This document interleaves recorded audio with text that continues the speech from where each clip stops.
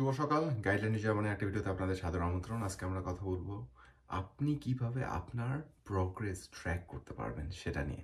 So আপনার progress track করার জন্য আপনার কতগুলো ক্রাইটেরিয়া ডিফাইন করতে হবে। ধরে নিলাম আপনি আপনার জার্মান ল্যাঙ্গুয়েজ এর প্রগ্রেস ট্র্যাক করতে চান। সো এই ক্রাইটেরিয়া ডিফাইন করার জন্য আপনার যাতে ক্রাইটেরিয়া থেকে আপনি একটা মেজারমেন্ট পেতে পারেন।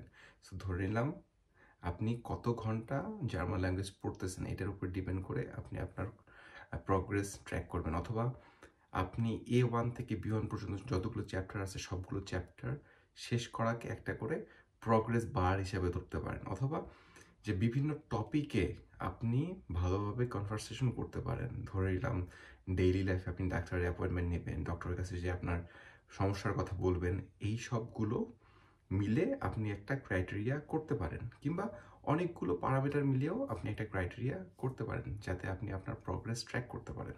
এই প্রগ্রেস ট্র্যাকের মাঝেও আমাদেরকে কিছু বিষয়ে খেয়াল রাখতে হবে। সেই বিষয়গুলো কি কি? আমাদেরকে পারফেক্ট করার পিছনে ছোড়া যাবে না, কারণ প্রগ্রেস কখনো লিনিয়ার না, একটা লাইনে চলে না, এটাতে আপস অ্যান্ড ডাউনস থাকবে।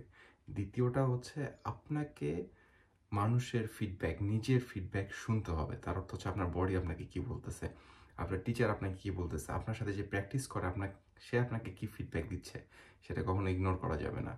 3 নাম্বার যেটা, যে বার্ন আউট হওয়া যাবে না। সো সবসময় এই প্রগ্রেসের মাঝেও রেস্ট নিতে হবে যাতে আপনি নতুন উদ্যমে আবার শুরু করতে পারেন।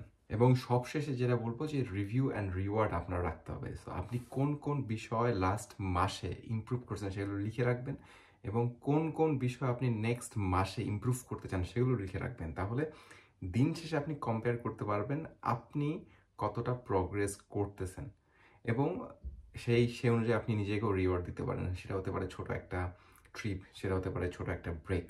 এবং সবচেয়ে ইম্পর্টেন্ট কথা, এই প্রগ্রেস ট্র্যাকিং এবং নিজেকে ডেভেলপ করার মাঝেও এটা ভুলে যাওয়া যাবে না, আপনি একটা ইন্ডিভিজুয়াল, নিজেকে কখনোই কারোর সাথে কম্পেয়ার করবেন না। আপনি পারবেন, জাস্ট আপনাকে লেগে থাকতে হবে, প্র্যাকটিস করতে হবে এবং ধৈর্য ধরতে হবে।